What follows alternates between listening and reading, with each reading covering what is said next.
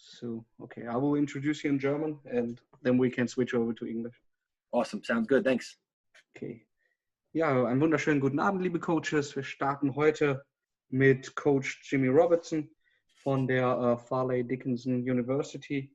Und Coach Robertson wird uns heute etwas präsentieren zum Offenses, zur grundsätzlichen Überlegung, wie man ein Offense-System aufbaut und insbesondere über das Air Raid Passing Game. Ich glaube, das ist etwas, was einige von uns in Grundzügen schon implementiert haben. Deswegen glaube ich, ist es ein wirklich interessanter Vortrag. Außerdem haben wir mit Jimmy Robertson einen Redner, der 2009 und 2010 in der GFL bei den Plattling Blackhawks gespielt hat, also auch den deutschen Football so ein bisschen kennt und dementsprechend da einiges auch auf unsere Verhältnisse anpassen kann. So, Coach Robertson, it's up to you. I'm excited to listen to your talk. Awesome, Coach. Thank you again. Really appreciate you having me join you guys today. Excited to talk about our FDU offense and our system and air raid pass game. And like Coach just mentioned, I have a lot of familiarity with the GFL and football over in Europe and Germany, having spent the 2 years playing over there for the Plattling Blackhawks in the GFL in 2009 and 2010. So super appreciative of you having me, super appreciative of everything that Germany has done for me in my career, getting to come over there for those 2 years and, got to play a ton of great organizations, New Yorker Lions. We lost to the Berlin Adler my second year in the quarterfinals of the playoffs, Schwäbisch Hall, Marburg, Munich, Stuttgart, all those teams. So got to travel all around Germany, all around Europe. So it was a great experience and really helped shape who I am, not only as a coach, but as a person. So again, Coach, thanks for having me, and hopefully can share some stuff that we do at FDU that you guys will be able to use with your programs and organizations. So just a little bit about where I'm from here. I'm from Fairleigh Dickinson University, like Coach said, located in New Jersey. We're about 35 miles outside of New York City. So if any of you guys have ever been over to America and to New York City specifically, about 35 miles outside of the city. Today, going to be talking about our fast 5-star system of success, and then get into our offensive system, our on-field style and philosophy, and then really dive into our pass game, because that is what we're known for here at FDU as an offense, and kind of really break it down, how we implement it, how we teach it, because I think that's super important. And I think we do some things that make it really, really easy to teach and also easy to learn from a player perspective. So excited to share a bunch of that stuff with you guys today. Just want to start here with our fast 5-star system of success, and want to go over this because it ties directly into our offensive system and ties directly into everything we do. And what this system of success is, this is started as an FDU offense the last couple of years when I was offensive coordinator, but now it's our full team. I got promoted to head coach officially in February of this year. So now this system is something that we use to align our entire program, our entire organization in one direction. And you'll see how it ties directly into our offense, ties directly into everything we do. But the biggest thing is it ties us and aligns us in one direction. It starts at our foundation, which you can't really see there. It's kind of small, but a real family. And that's our core values of respect, energy, accountability, and love. And those 4 things allow us to be a family as a program, as an organization. And then once you go up the pyramid, it kind of builds on the previous levels with our culture, our standards, our style, our philosophy, and then ultimately our mission and our vision. But again, it all ties together and aligns us. And the biggest thing is it's something that we all can rally around. Our coaches rally around it, our players, and any other stakeholder within our program. That could be alumni, that could be people in the community, so it really doesn't matter. To me, this, not only for a football program, but this could be any business, any organization. It's just creating that excitement, creating that alignment. But for us, everything we do ties into it. On field, all 3 phases now are going to align into this fast 5-star system. And what fast 5-star means for us is the fast is doing it with great energy and passion. And then the 5-star is in relentless pursuit of being the best we can be. And then you tie it together, and then that's our system. And it's off the field, on the field. We're always evolving and learning, but we're going to stay true to who we are as a program, as long as all that stuff falls in line within our system. So I want to just talk a little bit about our on-field style and philosophy. because this is going to really now tie into the stuff we're going to talk about today. But I think it's important to note our style. And for us, what our style means is that's the manner of how we do things. And there's three things that in our style that we want to accomplish. We want to play instinctively, we want to play fast, and we want to play physical. And it's in that order. And first and foremost, the number one thing is the play instinctive part. Because to us, playing instinctively is no thinking. How can we get our players to just go out there and play without thinking about what they have to do? Because then for us, now once they play instinctively, now they can play fast. And once you play fast, you can play physical. So that's the progression for us. That's the order we want to accomplish those things because they all tie into one another. And then if you look there, you can see the 5-star thought process or the 5-star level within each level. You know, in the style level, it's first we have our culture in place. Once we have the culture in place, now we need the players. Once we have the players, now we have the plays. And then we have to have creative simplicity. And what I mean by that is it looks like a lot to a defense, but it's minimal stuff for us. We're smoke and mirroring what we're doing. So it's now that creative simplicity. Because when we have that, now our players can now play instinctively, play fast, and play physical. And this ties directly into our air raid style pass game. You know, because the air raid, there's kind of two things with the air raid. Yes, there are concepts that a lot of air raid teams run that are staples within that system, and we run most of those or a lot of those. But the air raid is really a mentality and a lifestyle. Everything we do, how we practice, how we work out, how we meet, how we run our walkthroughs, and then how we actually play in games. It all ties into this mentality. It all ties into this lifestyle for us. And the biggest thing is it all ties in together.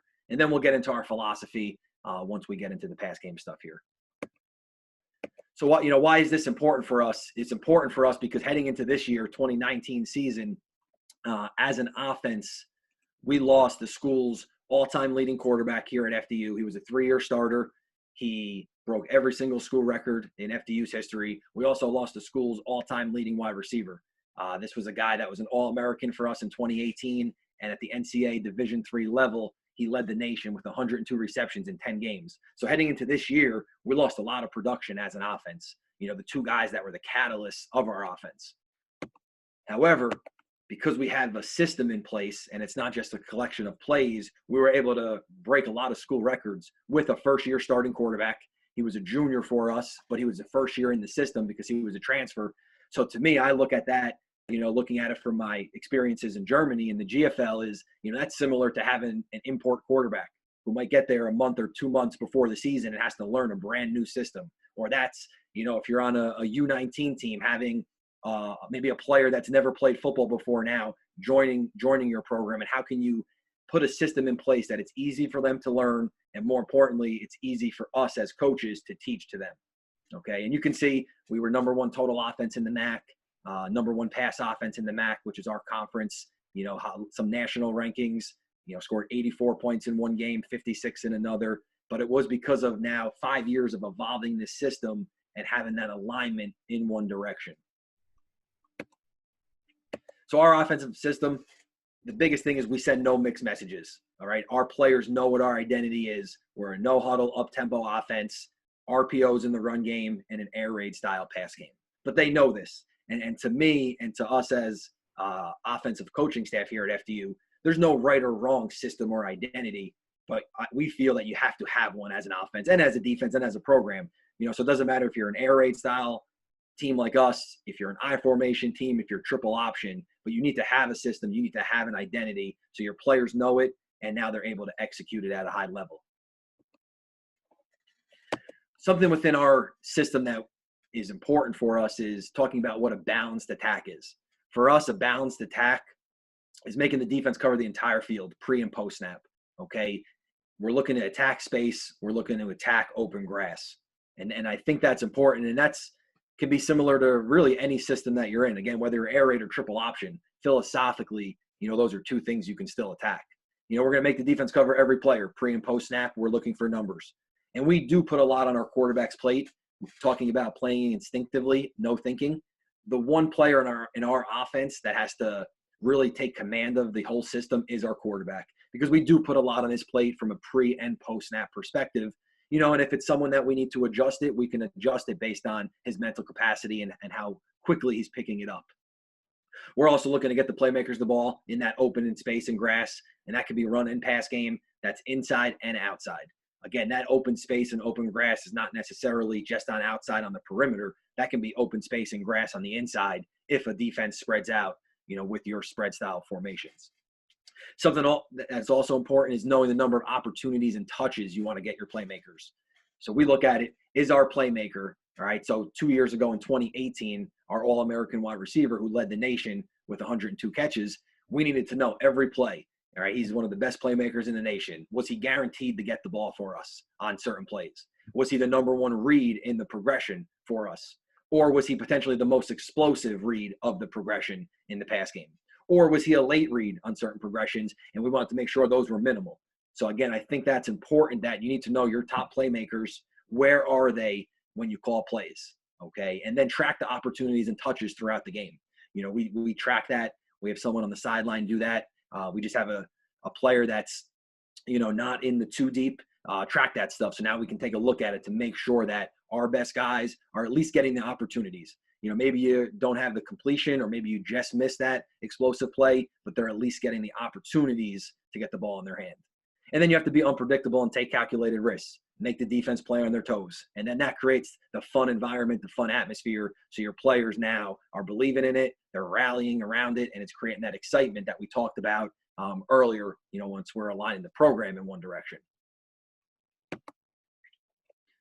And please feel free, if anybody has any questions, please feel free, throw it in the chat if there's something that we go over and you have any questions about any of this. Want to give you guys as much detail and as much information as I can throughout. So please feel free at any point to type it in the chat or just unmute yourself and ask the question. So now getting into our pass game specifically, the three things that we want to accomplish philosophically are create conflict, manipulate the opposition, and take advantage of space and numbers.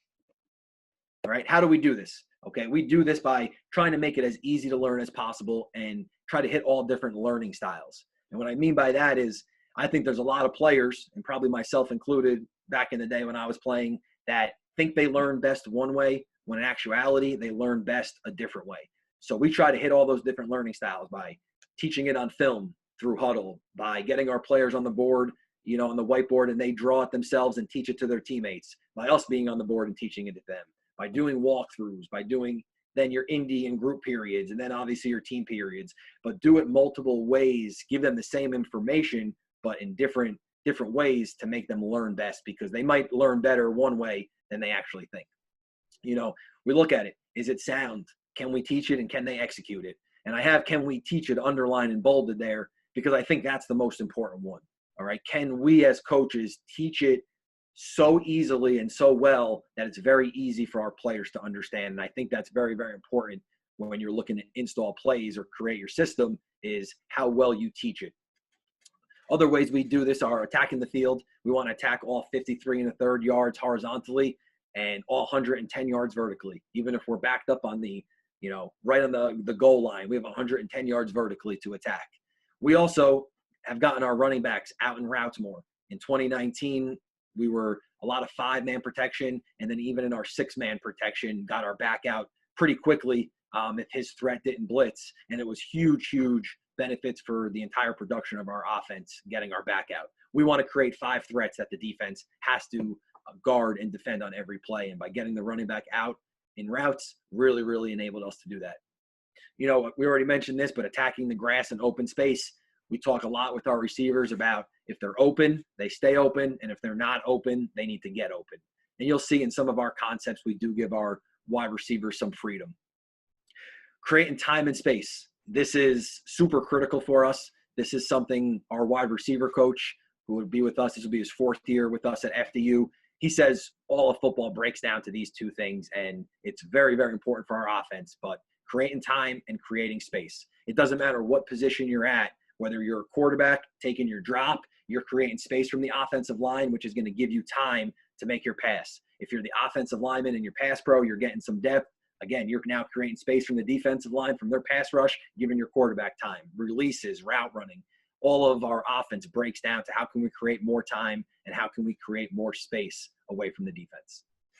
Our system, it is a very simple system, a lot of consistency and carryover, which now allows our guys going back to that style and allows them to play instinctively. So whether it's in our pass game or whether it's in our run game and then having our RPOs to it, it's a lot of the same as teaching because it's a lot of consistency and carryover of concepts. And then it fits into who we are, and it's how we practice. Our pat and go drills, our perfect drills, routes on air, skelly, one-on-ones, everything we do ties into this system. There's some things that we major in that are expensive to major in, but we spend the time to do it. But again, it goes back to having that program alignment, having that offensive system that all of our players know and understand, that they know that's how we're going to practice, and it's going to be up-tempo, high-energy practices along the way. So now how we break down our pass game, we break it down a couple ways. We break it down with our pass protection families. Then we have our pass concept families. Then we have tag concepts, and then some concepts are not tagged, and we'll get into what that means for us. And then we have our read progressions for the QB. And I think that's really where it makes it a simple system for our quarterbacks with our read progressions and how we teach it to them. And it's, again, comes down to the easy install and easy teaching, hopefully easy learning for the players with a lot of that same as teaching. And I also think breaking it down into the families, now conceptually, the players can understand that it fits into a family. So again, they can conceptualize it, how they all tie together. So how we break down our pass game, you can see here, this is our full library of pass families. This is not something we'll go into every game with. There might even be seasons where we don't even bring some of these families into the season. But this is kind of our library and how we break it down. So we have our run game, and that is in our pass family breakdown because of all the pre and post snap throw opportunities we give our quarterback in our RPO system. Then we have our screens. That's kind of its own family. We have screens where we're reading somebody, and then we have just straight called screens. But then really the two that I want to look at here are the first one here, which drive, mesh, shallow, and then our C family, which is built on cross. Those are what we call tag concepts. And then those are area read progressions for us. And I'll get into exactly what I mean by all of those. And then we have curl slide, our S family, which is built upon stick, our four vert family, our smash family, and then our quicks family. Now those are not tag concepts, and those are primarily defender reads, with the curl slide being an area or defender based on the variation. So again, for us, this looks like a lot, but when we break it down into the families, it makes it very, very easy for our players, especially the quarterback, because he's the one that has to do the most thinking and has to learn the most from the start of it all.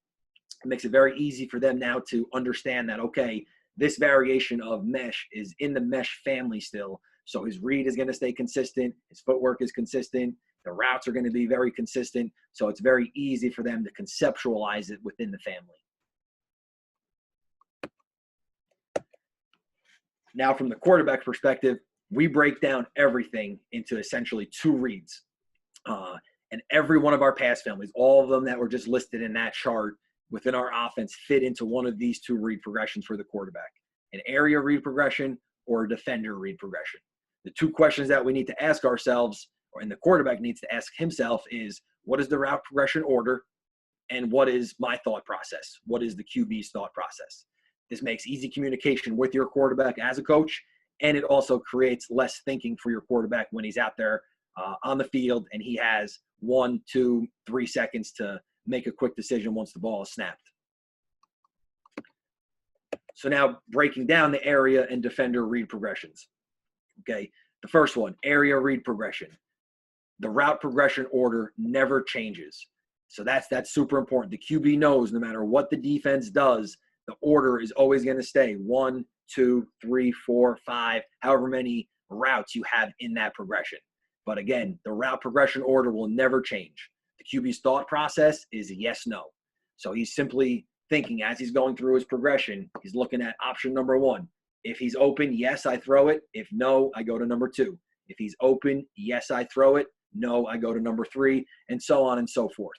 But the biggest thing is the order never changes of the route progression. The second read progression for our quarterback is a defender read progression. Now the route progression order can change based on what the defense does. The QB's thought process for this one is if-then. If they do this, then I do that.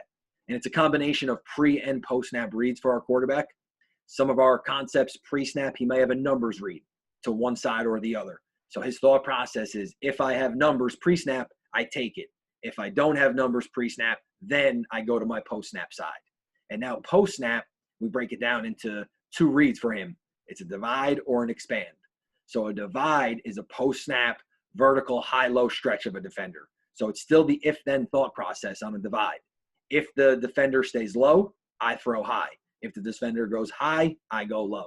And then with the expand, that's a post-snap horizontal in-out stretch of a defender. If the defender stays in, I go out. If the defender goes out, I go in. But the biggest thing now, the difference from the defender to the area read, is the defender read, the order can change. So based on what the defense does, the QB might go 1, and now he might go right to 3, or he might start at 1, and then he goes to 4. It's not 1, 2, 3, 4 like the area read progression. And I think this, breaking all of our families down into one of these 2 reads, has really made it very, very simple for our quarterbacks. Whenever we're watching film together, they should easily be able to say, whatever play we're going over, it's an area read. My thought process is yes, no, and my route order is 1, 2, 3, 4 based on whatever the play is. Or it's a defender read. He should be able to say, my thought process is if then, the route progression order can change. Another big thing for us is if we're hitting our first read, it's going to be a rhythm throw for our quarterback. So what I mean by that is we're a shotgun team 100% of the time. We're going to take a quick 3 from the gun. So he's going to take big 1 and then 2, 3. He'll cross over. As that third foot is planting in the ground, his plant foot, he should throw in rhythm to his first option if he's throwing it. So what about the coverage for us? For us, we think a trained quarterback in a system can beat any coverage. We have built-in answers to man or zone.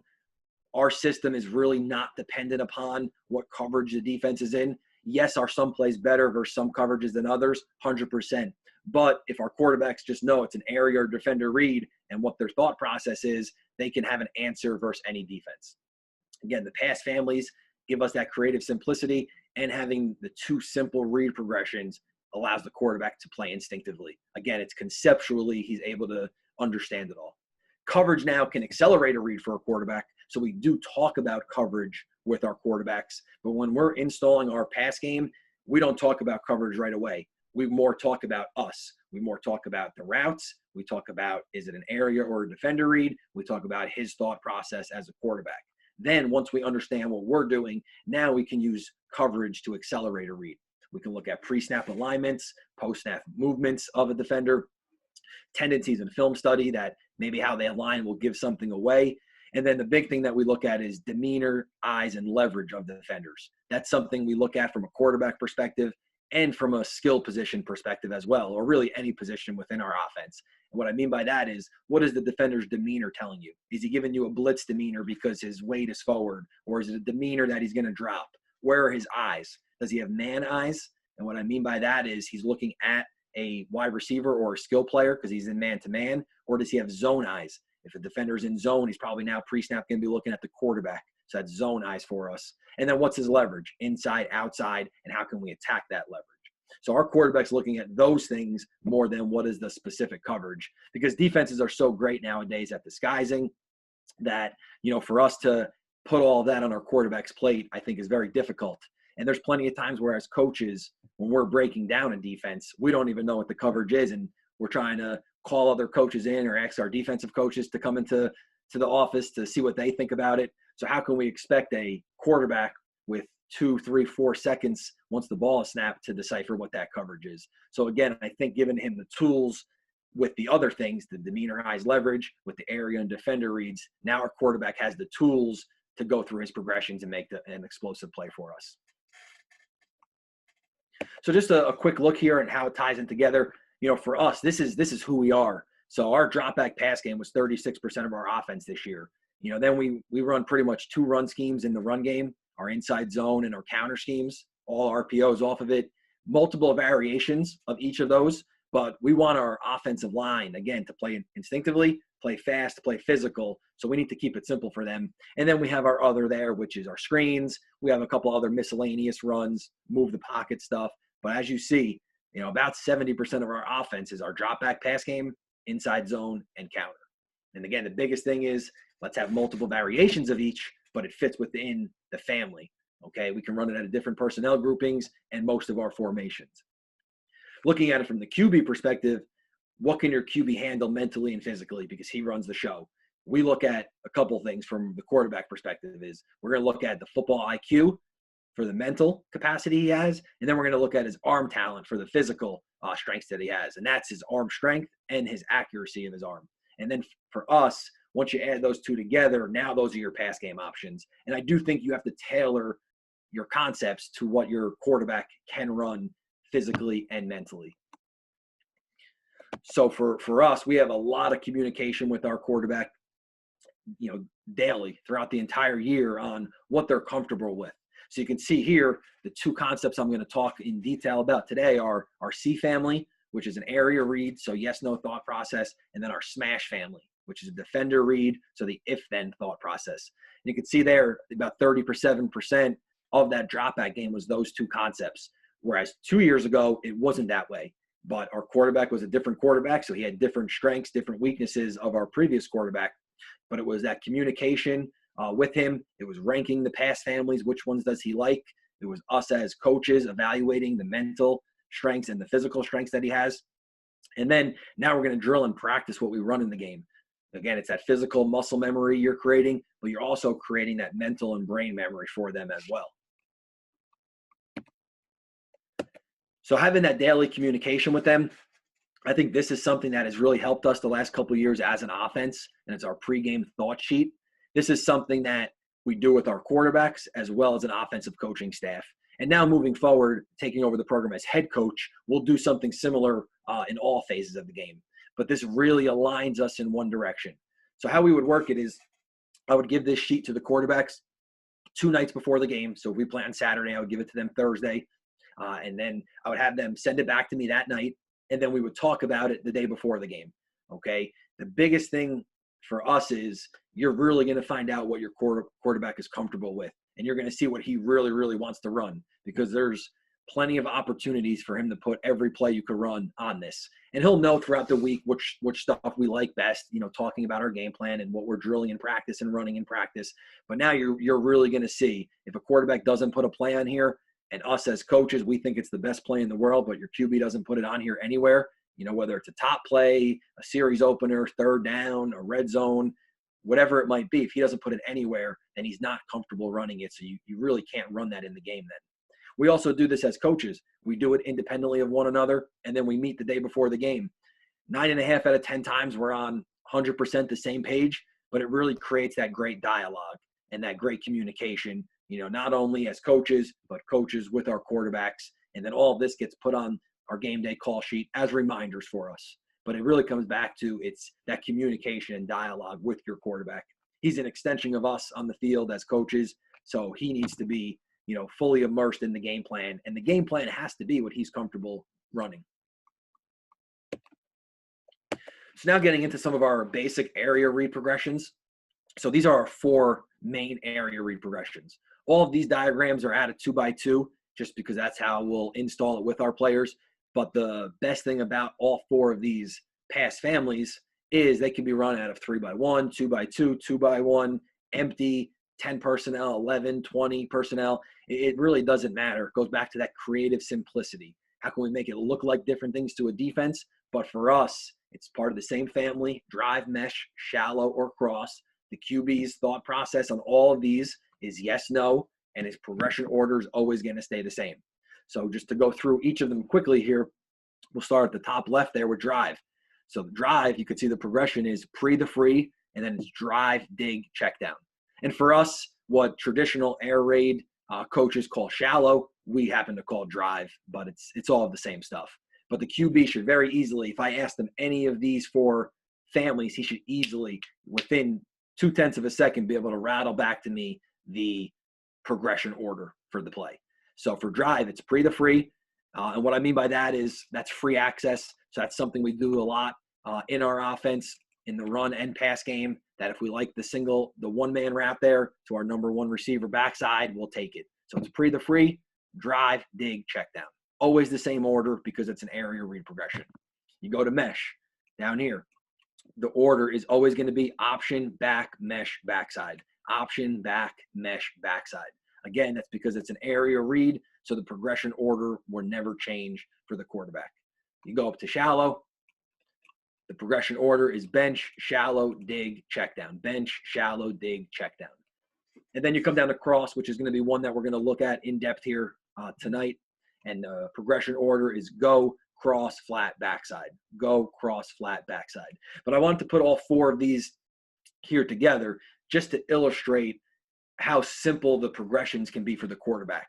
He should, again, in practice, he verbally calls out these progressions when we're doing most of our drill work. So it's second nature to him. It goes now into playing instinctively, playing fast. And playing fast for us is not just physically playing fast, but mentally we need to play fast. So we're creating that brain memory along with the muscle memory for our quarterback in everything that we do.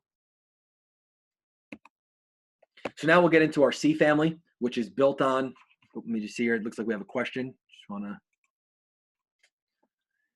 do you run the plays both against 1 high and 2 high, or do you have a preference for them?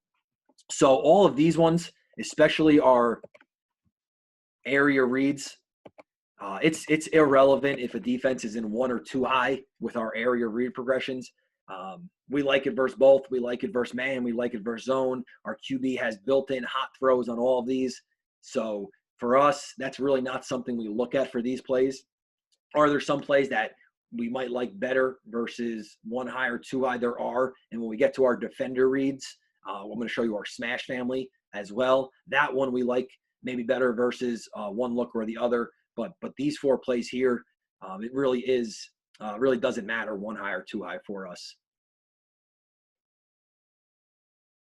And the answer is because there's the built-in answers versus any coverage, and the QB's progression order in the area reads is always staying the same. So it's always 1 to 2 to 3 to 4. So it's really doesn't matter what coverage the defense is in.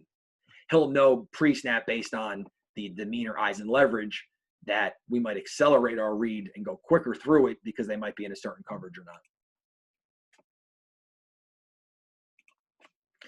So now let's get into our cross family. So again, it's the yes-no thought process.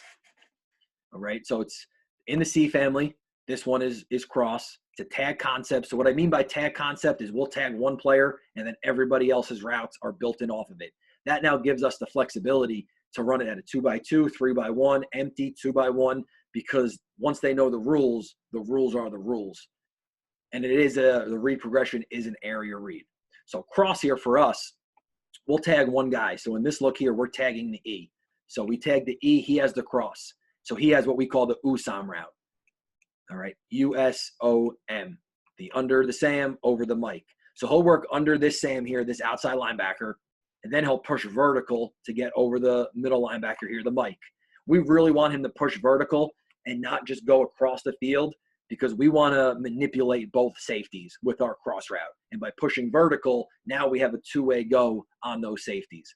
So he'll push vertical, try to get on his side safety's toes. So if we have a safety right here, the free, really try to get on his toes and then snap it across. And his aiming point is 15 to 20 yards on the opposite hash. The rules for everybody else are play side number 1. We count our receivers outside in, and then we use play side and backside. So the play side on this one would be to the right side, and that's based on our protection call.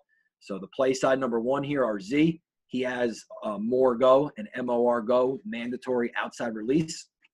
Backside number 1, our X here, has a post curl, push it vertical for 10, break it 4 steps to the post, and then curl up and find open grass on the backside there. Our leftover receiver, he has to get to the play side flat. So the R here in our diagram, he has to get to the play side flat. So our guys, we give them some freedom here. They can run a walk-off release out. They can run a whip. He just has to get to the play side flat. And that's what gives us the versatility within this family now is if we were in 3x1, he might be on the other side, and then he just runs a shallow route across the field. Our running back, if it's a 5-man protection, he has a flat to the backside. If it was 6-man protection, he would check release to the backside. Quarterback's progression on cross for us is go to cross to flat to backside. 1, 2, 3, 4 always stays the same in that order. So I'll show you some clips here of it now. And so right now we're running cross to the offensive left. So we tag this guy as our cross runner.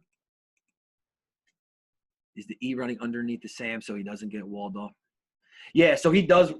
Yep, he'll go underneath him, yes, so he doesn't get walled off, because if he gets walled off outside, the timing of the play is completely ruined. Yep, so we want him to get underneath there, and if he has to, dip and rip through it. So we want him right here to get underneath this linebacker and then push it vertical. And again, we want to push it vertical to manipulate this safety to push vertically depth. And we also want to manipulate this safety to think that we're just going vertical. So in some of these clips, you'll see our cross runner gets under the Sam and then doesn't push vertical enough. And this clip is going to be an example of that. We get under the Sam and then we kind of just run right across. But by doing that, we allow the backside safety to drive on the route too quickly.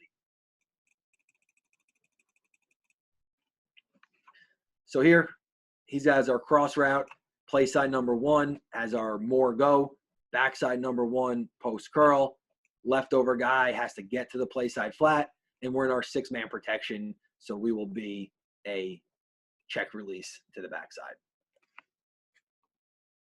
QB here,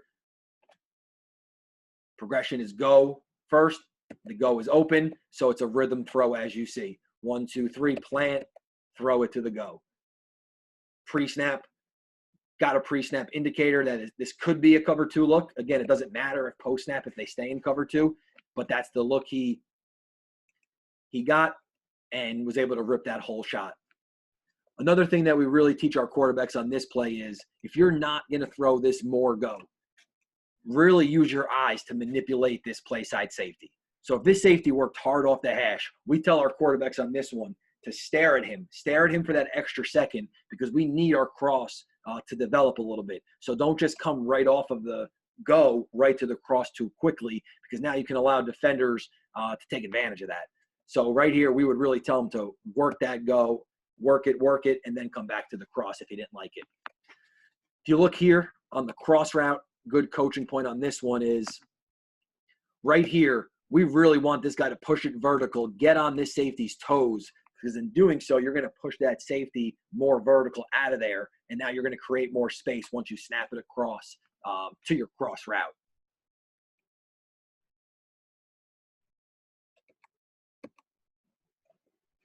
Here, now we're running cross to the offensive left, so we're running the cross with this runner here. You'll see the play side number 1. So this receiver here, he has the more go, mandatory outside release. He does a nice job of really trying to fight outside on this one. And you'll see he actually kind of throws the corner down a little bit. But again, we want him to get that mandatory outside release because we want to manipulate this safety right here. Okay, that's who we want to manipulate by running the more go. Let's get that play side safety to work more off the hash. And now our cross runner can chase that open grass, chase that safety, and you're going to get more open. Another example here, we would like, again, good job getting under the Sam here. We would like him to push a little more vertically here, because in doing so, you're just creating more space for yourself. But a nice job by the quarterback getting to the second read of his progression. Doesn't like the go, gets to the cross.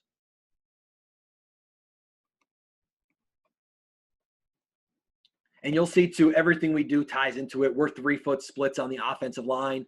All of our offensive linemen are in 2-point stance. You'll see our running back has wide alignment. He's stacked over the tackle in our offense. But it all ties into that's who we are. That's our identity. Our players know it. And it ties into the actual stuff that we run. So here, now we're running cross, tagging this receiver here. So he's got the cross. Go. Backside number 1, post curl, leftover guy to the flat, running back, backside check down. This is a great example of our cross runner really pushing vertical once he gets under the Sam. QB's progression, he's looking at the go first. You'll see our go here goes inside the corner. This is a big no-no for us. By doing so, we allow the corner to now see routes develop inside of him. We allow the safety to stay tighter and see routes develop inside of him. Whereas we need this guy to run his more to maybe get this corner to turn his back as he's getting hands on. And now in doing so, he can't see routes. and it will also make the safety work harder off the hash, hopefully. But a great job by the QB, looking off the go, doesn't like it, so gets to the second read in his progression, which is the cross. And as I mentioned, that cross route, this is a great cross route by that wide receiver. Would like our backside post curl to widen his alignment a little bit. Again, going back to, we need to create time and we need to create space within our offense. So let's widen out a little bit. You know, you're the last read of the progression. Really sell that post on the post curl, sell it, and then curl up to create more space for yourself. Do you always tag the slot, or will you tag the cross from the outside receiver as well? So you could tag the cross from the outside receiver as well. I don't have any clips of that, but can draw up how we would run it. And that's what I think gives us the flexibility within the system, and something that we'll do more of, because our QB, as you can see, really, really loves this concept.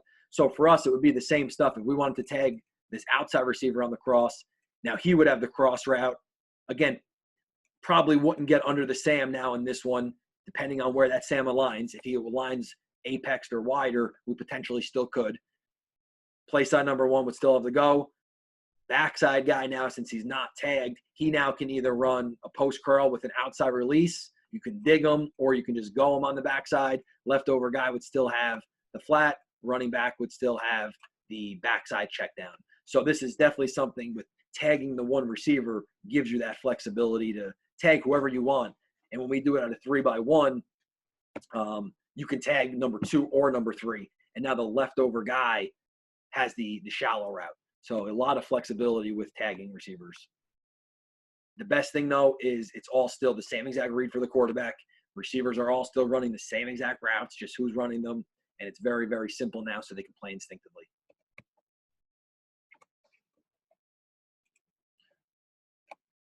So now this one here, this is now with a post tag. So now we went cross post. So here's our cross runner. Play side number 1 still has our go. Backside number 1 now, instead of running the post curl, he has the post. Leftover guy still has the play side flat. Running back still has the backside check down. For us, everything stayed the same for the quarterback. He was still looking go, cross, then he went post third to check down. Okay, our quarterback has a very strong arm, and you'll see in this throw, he was able to make that read with the post being the third read. The reason we have this adjustment is a lot of teams versus us, play side safety will take away the go. Backside safety will drive on the cross. In doing so, now we know we have this backside one-on-one. A one-on-one for us in our offense in a man-to-man situation, whether it's true man or, match coverage quarters, we that's a win for us if we can get our backside number 1 man-to-man on a post versus this corner.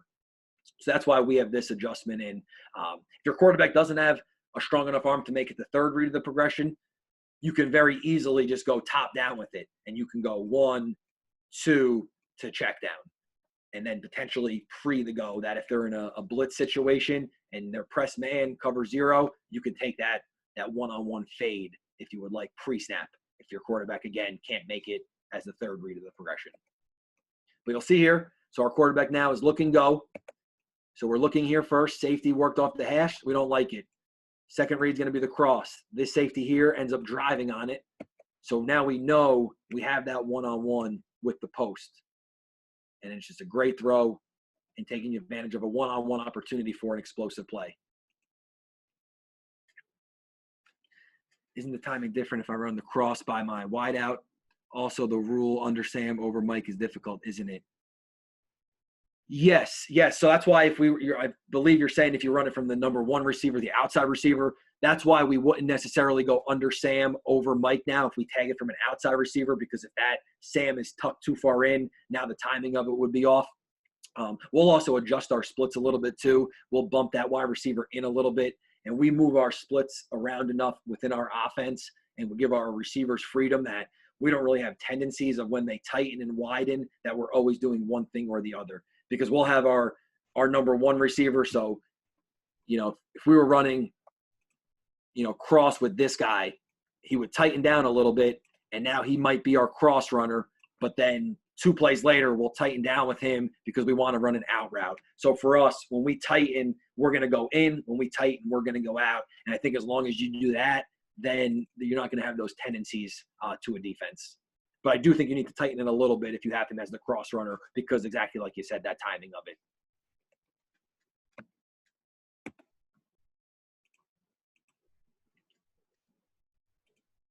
And again, really the biggest thing I'll emphasize with that is just as long as you're doing both. When you tighten them, there's plenty of times where for us, we tighten our number one. They're running drive routes and shallow routes and crossing routes. There's plenty of times when we tighten our number one and he's running a bench route or he's running an out route or a fade, and we're just trying to create more room on the outside. So as long as you do both, there's no tendencies. The next play in our C family is choice. So you'll see here, looks exactly like cross. And that's why I think having the families is really beneficial for our players. So it's still in the C family, but now it's just choice. Still a tag concept, and it's an area read progression. The only thing now that changes for us is the guy we tag is going to have a choice. So here we tag our R. So now he has a choice. His route is going to be reading first defender, head up to inside of him. So as this R releases, he's going to read first defender, head up to inside. If that defender stays in, Coach, can you please? I think he muted himself. Okay, thank you. I think I might be able to mute all here, Coach. Let me see. Yeah, because you're the host, I can't do this anymore. Was? Was ist links? Ja, da drauf schlagen. Ach, was? Hey, Steffi, wir sind in einem Team. All right. Yeah, I think we're good there. So now choice here. So now we'll again, it's in our C family. So conceptually for our players, still part of our C family. Now we'll tag one guy and he has the choice route. So in this look, we're tagging the R. He'll read first defender, head up to inside. That defender stays in, we break out.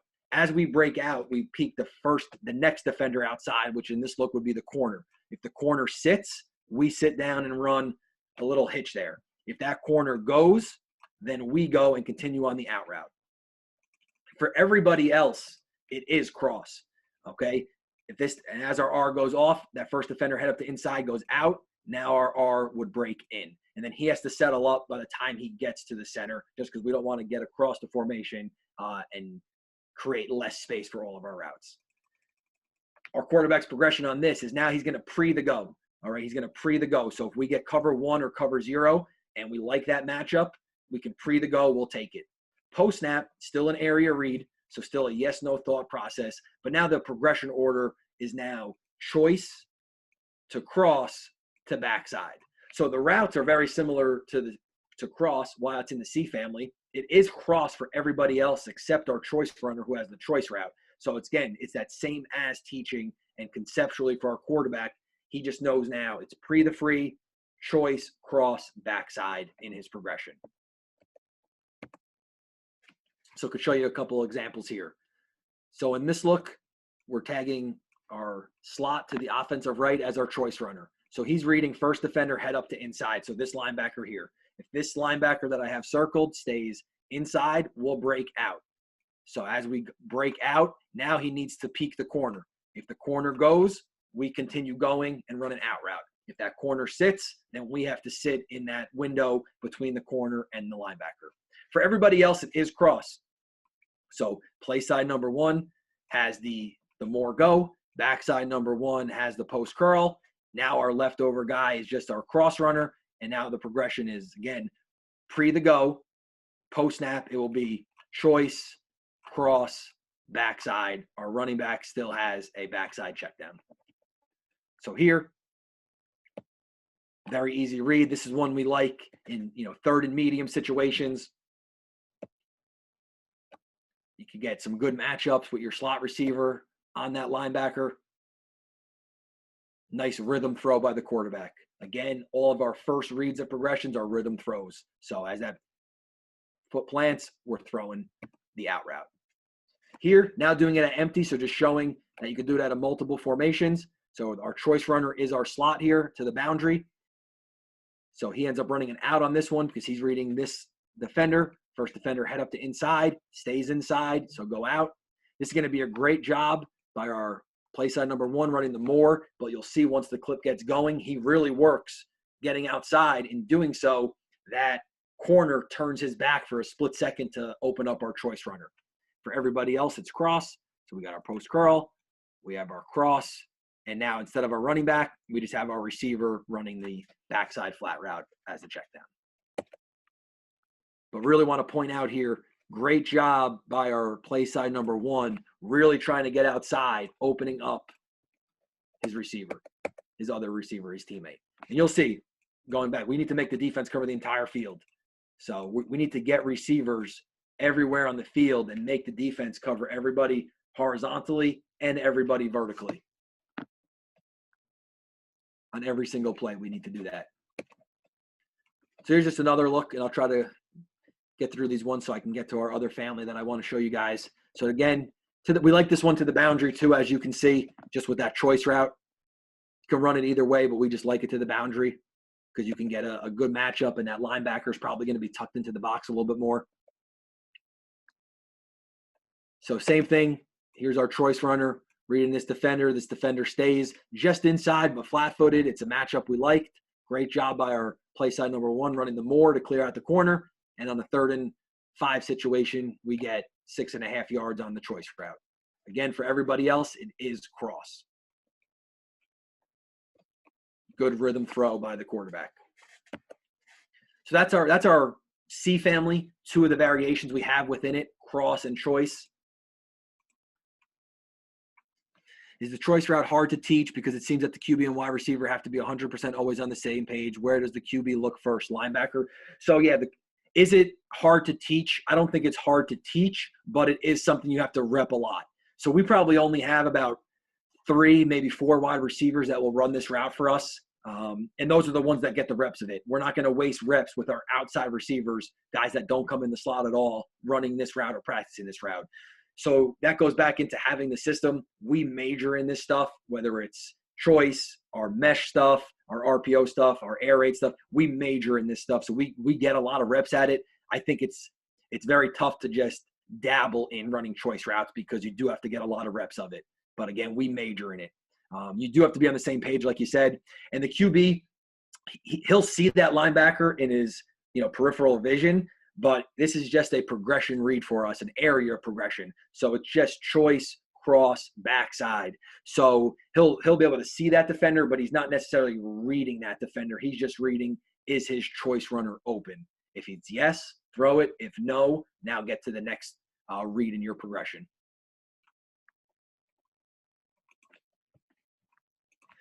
So now the next family I want to show you guys, let me just see another question, right, is our smash family.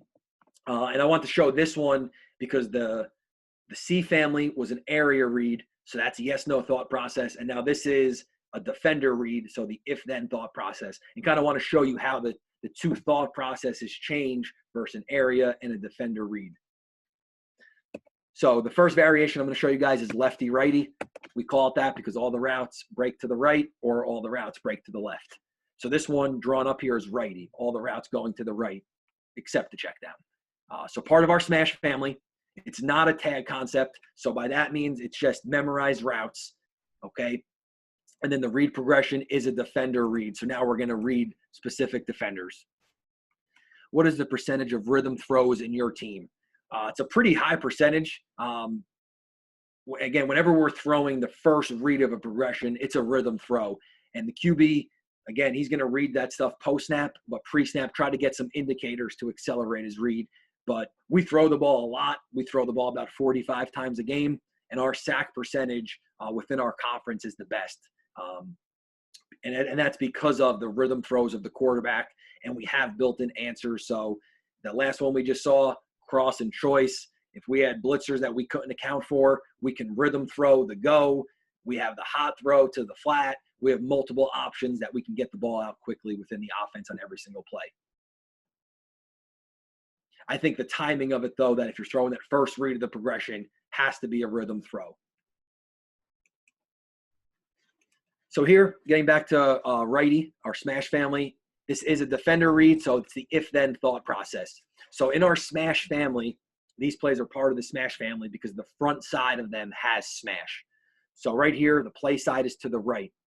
So the thought process for the QB, it's going to be an if-then on the play side safety. So this safety I just drew up here. Pre-snap, he's going to check his leverage. So he's going to see, is he inside leverage of our guy running our corner route? Is he outside leverage? Head up. All right. And now post-snap, we're going to read that. It's, again, if-then on the play side safety. So post-snap, I'm going to read this defender. If he goes out, maybe it's cover 2, working over the top. Maybe it's a quarters, cover 4 look, but he wants to have outside leverage. If he goes out as a quarterback, I come in. Now my progression would go post to shallow to check down. Okay, so he goes out, I go in, which takes me backside. Okay, if this safety pre-snap is inside of our corner route, our smash side, if he stays in or if he rolls opposite, so he stays in, now as a quarterback, I go out. As I go out, I now need to see the corner. It's going to be now an if-then on him. If he stays low on my hitch, I throw high to my corner. If he goes high to my corner, I throw low to my hitch. So it becomes a divide on that corner. Whereas post-snap, the if-then on the safety is what we call an expand. And that's a horizontal stretch. So it's an if-then on the play side safety. He goes in, I go out. He goes out, I go in. Again, it doesn't matter what coverage they're in. The QB is just if-thenning the play side safety, and then that will tell him where to go next in the progression. A defender read, so the order can change. The order could take him to the right first, or it could take him to the left first, based on what that safety does. And you'll see some examples of that here. So right now we're going righty, and you can run this to the boundary or the field. You'll see here more of these clips are going to be to the boundary than the field, just because it's a easier throw on the corner route to the boundary. So we'll be here. Just a couple other coaching points on this route. Our hitch, 6-yard hitches.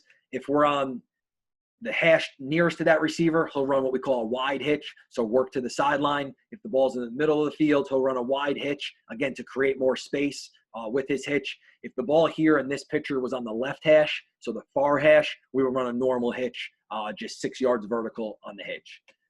Number 2 has the corner route. We attack vertical for 10 yards and then break it to the corner. If we're on our corner routes, if we're inside the 25-yard line, aiming point is back pylon. Outside the 25-yard line, aiming point is front pylon. And the quarterback can always flatten you or bench you with the throw. Backside, number 2 has the post. And then backside number 1 here has our shallow route. And he can sit in that open grass as he comes across. He can sit into the open grass. So right here, if then, defender read on this play side safety.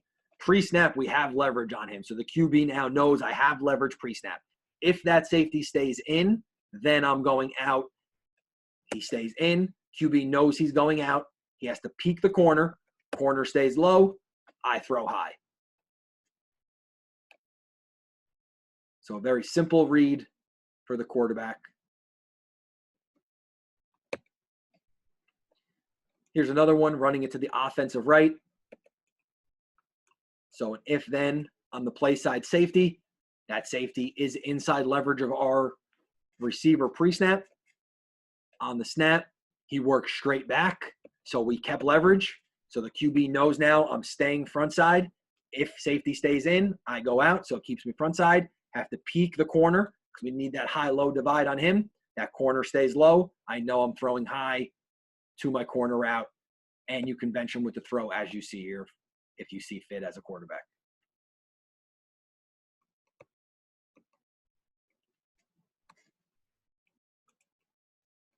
All of these clips are also from this year as well. And we hit every option on this play this year. And I'll show you them all here. So now going to the offensive right again. So if then, defender read on this play side safety. Pre-snap, he is inside leverage of our wide receiver running the corner out. He stays inside leverage, so QB knows he stayed in. I'm going out. As I come out, I now need to peek the corner. That corner bails, goes high. QB knows he needs to throw low to the hitch.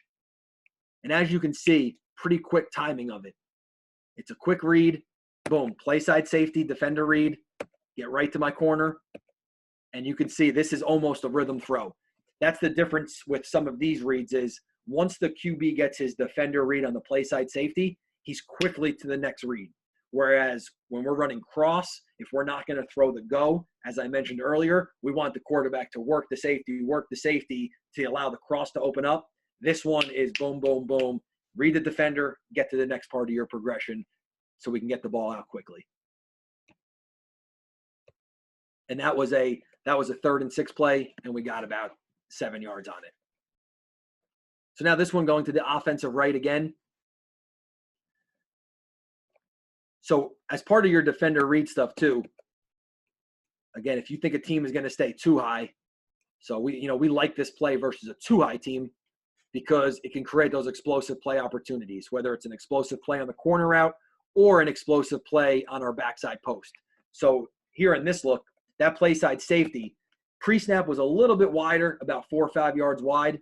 We still have leverage on him. So could we come to this corner route? We could because we have leverage on this safety. However, going into this game, we said, okay, defender read on that play side safety. He stays wide. You know you're confirming it's going to be a middle field open, too high look. So we want you to go backside. And this could be because many of you have a matchup here on your post, and that's an explosive play opportunity. So here, confirm that safety stays wide, come backside to our post for an explosive play opportunity.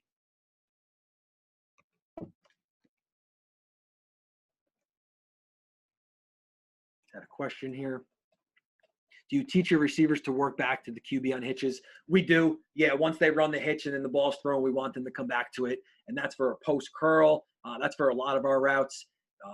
Even if it's a deeper route, a post curl, things like that, we tell them to come back, chase the ball, and really go back and get it because you don't want the defender to drive through you on it. We also teach them to make sure they get their eyes behind it, freeze it, and then tuck it because we'd rather secure that catch for 5 or 6 yards than try to get upfield too quickly, and now it's an incompletion because we take our eyes off of the ball. So here's another look at it. So it's to the offensive right again. So defender read, if then on this play side safety, he's super wide off the hash here pre-snap. He's about 5 yards off the hash. So the QB, if he confirms that he's staying that wide, we're going to go backside because he's so far off this hash pre-snap.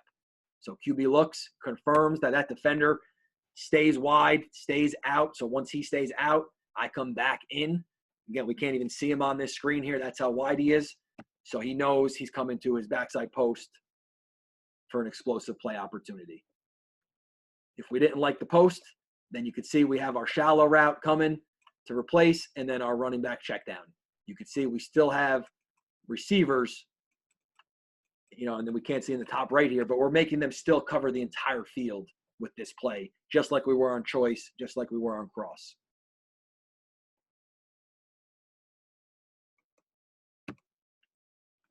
So here's a look now, again, we're going to run this to the offensive left here. So smash to the offensive left. Play side safety, we can't even see him. He's on the screen. He's deep and wide here. QB's going to get his pre-snap read, but we never predetermine. You always have to confirm post-snap. That's why we talk about alignment keys pre-snap, but then we have our movement keys post-snap where the defenders move to. So QB's going to read this safety that we can't even see on the screen here.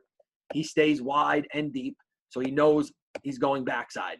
You'll see here, this team was running Tampa 2 versus us, so this linebacker was sprinting underneath any deep hole ball, so our post in this play. So once QB goes backside, sees that Tampa 2 middle linebacker going so deep, he knows now he has his shallow route replacing. So that's something we try to do in our system is if teams do certain things to us, what receiver do we have to replace, how they can take away certain things.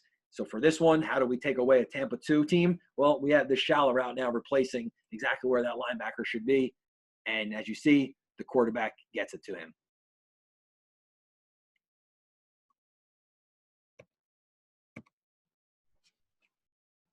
And then this is now just to the offensive left here. We tell our quarterbacks, when in doubt, find your back. That's why we try to get our back out as much as we can in our routes, make a defense cover 5 threats, 5 weapons. A lot of times defenses don't cover running backs in the pass game. So you'll see here our running back does a good job of checking down. Our QB has some pressure. A 3rd and 13. When in doubt, find your back, and it's a first down opportunity. But going back to making them cover the entire field, we have guys on the entire field. Make a defense cover the entire field, pre and post snap. And then the other variation of the smash family play we have is false and true.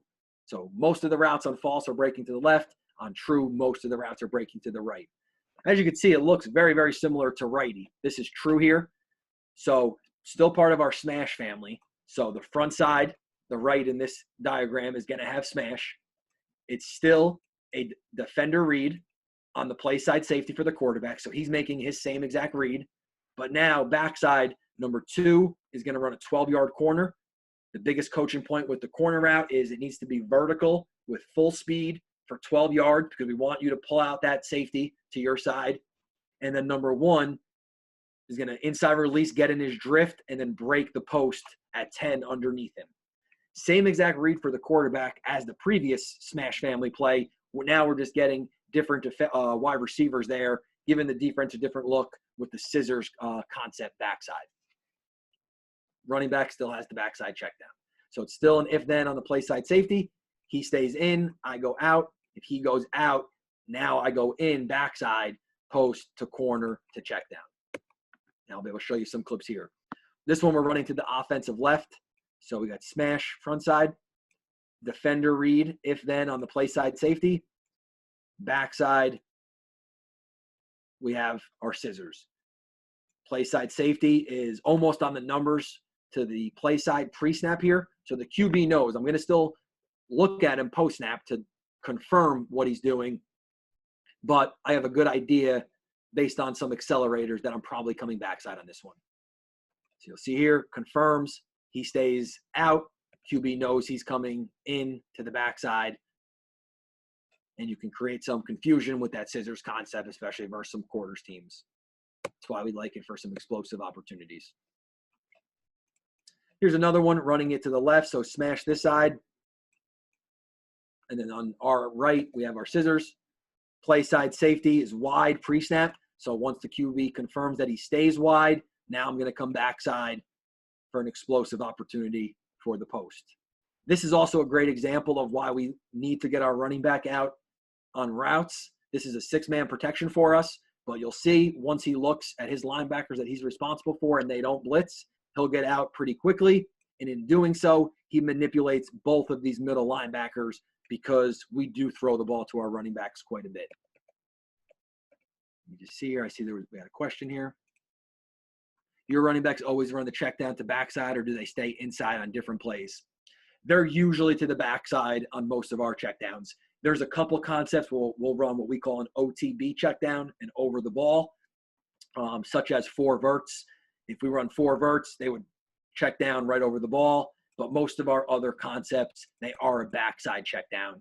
So for the quarterback, he always knows where they'll be. So backside, potentially OTB over the ball.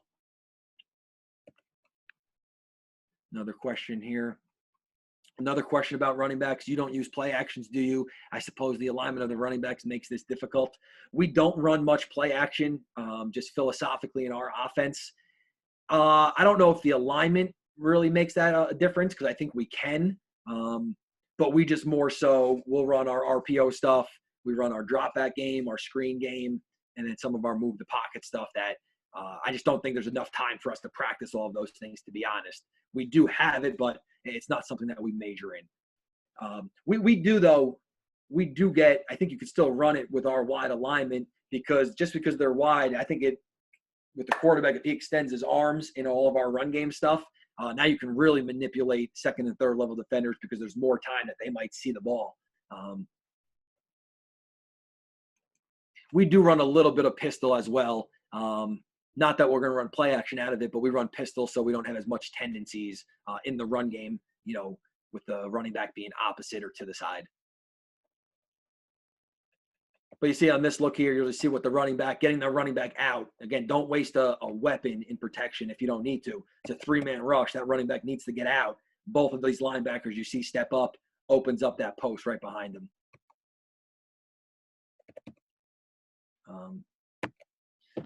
And then here, Coach, do I have a couple minutes, or I was at a couple clips of mesh, but I know we're okay.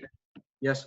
All right. I appreciate you guys spending all this time with me. But again, we do run a lot of mesh, so I just want to throw a couple of clips of mesh on here as well.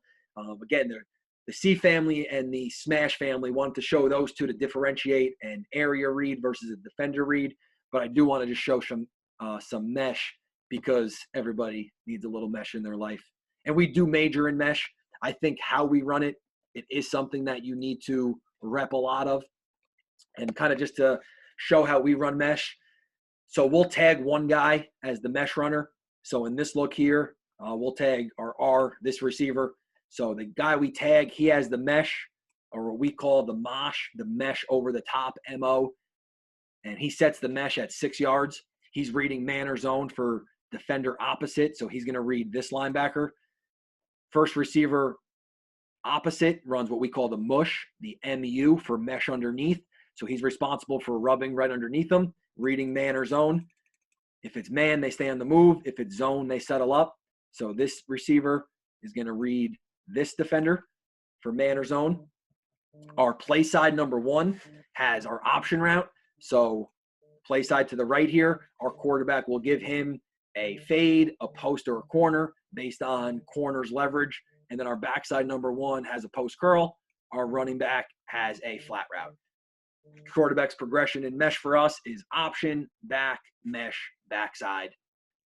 All of our running back flat routes, their aiming point is 3 yards past the line of scrimmage, and it's a straight arrow. We do that because we need to put defenders in conflict quicker. All right, that horizontal expansion, we need that to happen sooner. So we never in our offense run flat routes where the running back goes into the line and then kind of jays it, because in a concept like this, the quarterback's read is option to back, and you'll see some of these clips. We rhythm throw to the running back pretty quickly because the QB confirms that corner bails pretty hard. So that's why we run our flat routes like that. So here in this look, QB gave the option runner the fade, and we take it and go with it. If he didn't like it post-snap, if that corner bailed or if the safety got over the top hard, he would come down running back to mesh to backside. Here's just an example out of 3x1. If we run it out of 3x1, our leftover guy has a 10-yard OTB. So in this look here, he has our mosh, reading man or zone, mush, reading man or zone. Play side number 1 has the option route. The quarterback gave him the corner. You can bench him on the throw. Running back still has the flat. And then our leftover guy, so our slot here, he has the 10-yard OTB. Still option, back, mesh, has the OTB to backside. On this look here, our quarterback rhythm throws the option route to the play side number 1.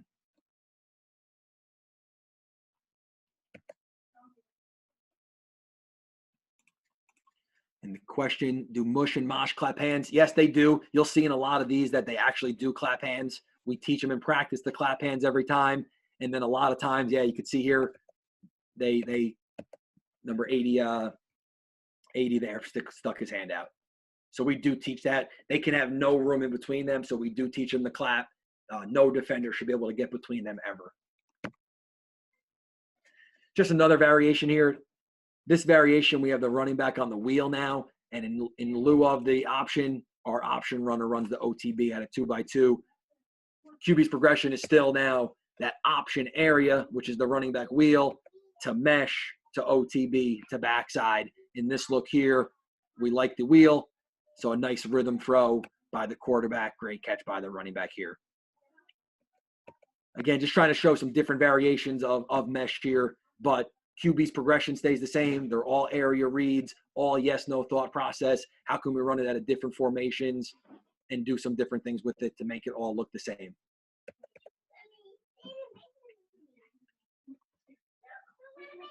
Here's just one more out of 3x1, and now just want to show how quickly he gets it to the running back. So as he's planting, he's rhythm throwing the running back in the flat there pretty quickly. And that's why we have our running backs run the flat routes like they do.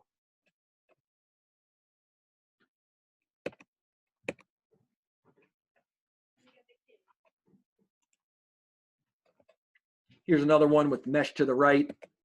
Just want to show a clip of us throwing it to the actual mesh runners. So reading man or zone.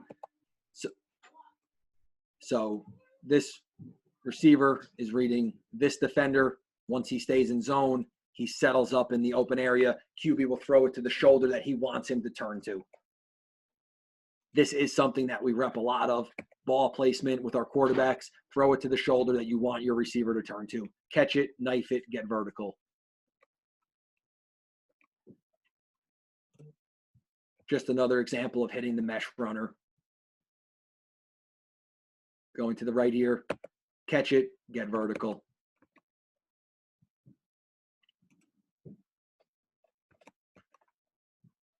And then just want to show us hitting the OTB here as well.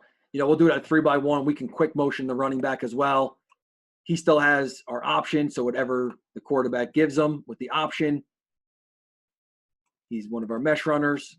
Mesh runner back now. We'll just run a swing and then chill at the line of scrimmage. Leftover guy on the OTB.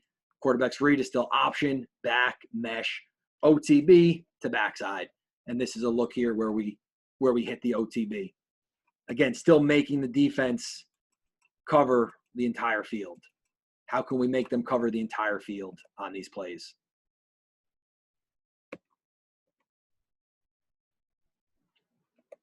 Is that a question here?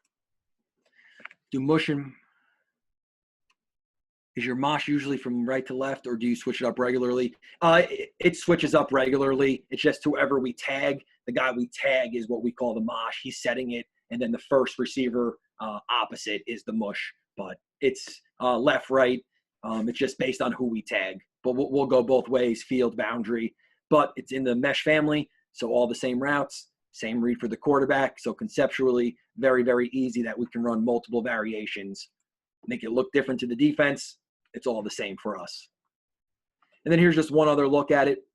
This is now where he's setting it, reading man or zone, first opposite, reading man or zone. We send the running back on the wheel. Backside has the post curl. Leftover guy has the OTB. QB's looking wheel, mesh, OTB, backside. So once he doesn't like the wheel, come right down to his mesh runner. So again, 3-by-1, we go to the 3 receiver side. 3-by-1, we go to the 1 receiver side. 2-by-2 both ways. We can run it at an empty. You know, just multiple ways for us to run it. And we, again, if anyone has any questions on mesh, that's a whole different clinic there. But wanted to just show a couple of clips of it just to, because it is something we run a lot of. But Coach, I really appreciate you having me here. My email's there. My Twitter is there. Jimmy_R@fdu.edu. At Jim Robertson QB on Twitter. If anybody has any questions, would love to connect some more. Or if anybody has any questions now.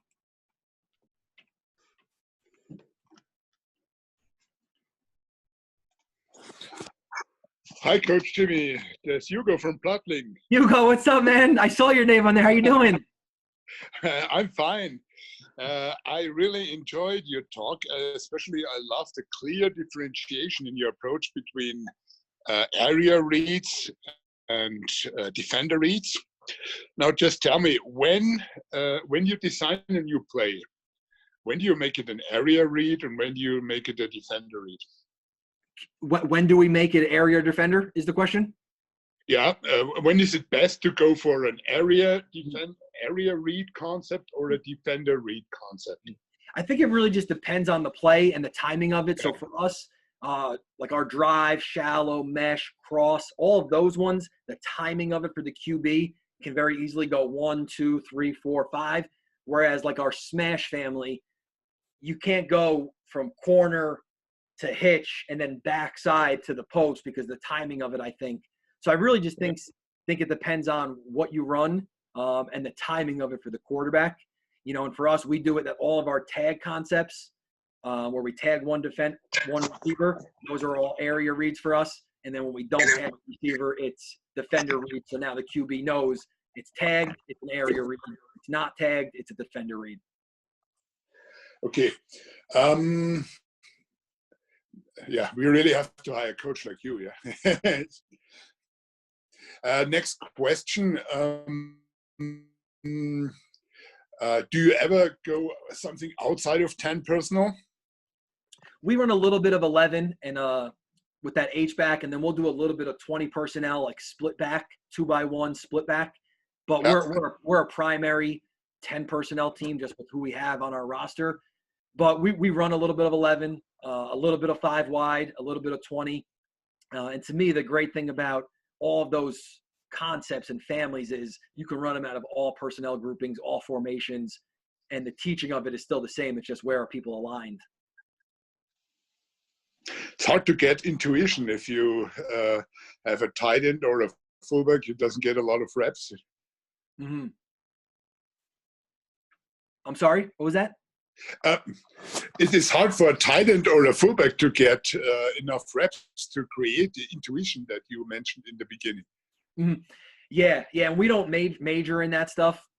And there's only certain things that they're going to do. So although you can run it all out of 11 or different personnels or formations, we don't. So they only rep what they're going to practice. Just like when we run our choice concept, we only have those 3 or 4 wide receivers that practice the choice route because we're not going to waste practice reps with guys that are not going to run that in the game. Yeah. Thank you, Coach. No problem. Great seeing you. And then I see another question here is, in an average practice during the season, how much time do you invest in run walkthroughs? Could you post your email address again? Yep, I can post the email address. And yeah, our practice, we do a good amount of walkthroughs because, again, I think at the beginning of practice, we usually spend about 10, 15 minutes on that prior to pre-practice, because going back to those learning styles, some guys are going to learn it better in walkthroughs, where some guys are going to learn it better in the classroom. Some guys are going to learn it better just doing team periods full speed. So we really try to give it to our guys as many different ways as we can. And then what do you think about wide receiver motions in your system? We run some motion stuff, not something we major in, but very easy to go 2x2, motion a guy across, and 3x1. And now they know where they are, and the play or the concept is still the concept. So we do a little bit of it. We motion our running back a little bit. We use tempo more than motions, but we do motion a little bit. I just didn't show any of those in the clips, but I think that's definitely beneficial to make a defense have to communicate. And then when coaches like to dig deeper into the air raid passing game, what books, resources would you suggest, and what coaches' team should they look all 22 film? I think Mike Leach is the best to look at. We study a lot of his stuff from Washington State. Now he's at Mississippi State for this coming year, but he's great. A great book to read is The Perfect Pass. That's kind of the history of the air raid with Mike Leach and Hal Mummy and a bunch of those guys. But those are definitely probably the top guys that we look at and study. But there's a ton of them now. You know, you got Graham Harrell at USC is running this stuff. But definitely can send some more stuff if guys had some interest in it. Great. And then I can just show here's my email again, Jimmy_R@fdu.edu. And then my Twitter there at Jim Robertson QB. If anybody had any questions, want to follow up, please feel free. I would love to connect some more. Yeah, Coach. If there are not any other questions, I really like to thank you for your time. No, thank you. Thank you. You're making me reminisce, and got Coach Hugo on, really making me reminisce about 2009, 2010 when I was living over there. Yeah, that's great. How all that time. Yeah, there's the ball from when I was over there. So I still have some of the memorabilia here. Got the jersey. Yeah, the jersey here. The good old Berlin playoff shirt. So yeah, again, definitely helped shape me who I am, not only as a coach but as a person, and that's what football does for us. People from all across the world get to connect through a great game like this, and you know, I was blessed to be able to play in the GFL and use a lot of the stuff I learned now in my coaching philosophies. Yeah, that's great. I invited Coach Rosenberg to this clinic, but he didn't answer. I think he got it too late. I'll have to give him a shout. Yeah, I think I will send him the YouTube video. Awesome. I appreciate it, and I appreciate everyone joining us tonight. And please feel free to email, DM. Would love to connect some more. And Coach, thanks again for having me. Yeah, thank you, Coach. If you like to talk mesh another day, we will find a spot. Yeah. Again, that could be a whole nother clinic. I tried to go through quickly, so it was, sure, a lot of questions on it, but would love to. We can have a whole clinic on mesh and all of our variations, how we teach the route specifically, QB stuff. If you if you like to, it was a great talk by you. I think we all get some concepts, some reads, and some breakdowns you present us what we can implement to our team, our practices, and so I really like to talk and say thank you to you. No problem. Awesome. I really appreciate it. And everyone, enjoy your guys' evening. Thank you again. Good luck with your seasons as well. Thank you, Coach. Goodbye. Have a nice day. You too. Bye-bye. Bye-bye. Hugo, great seeing you again. Thanks for joining us. Thanks.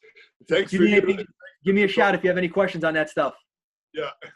See you. Bye-bye.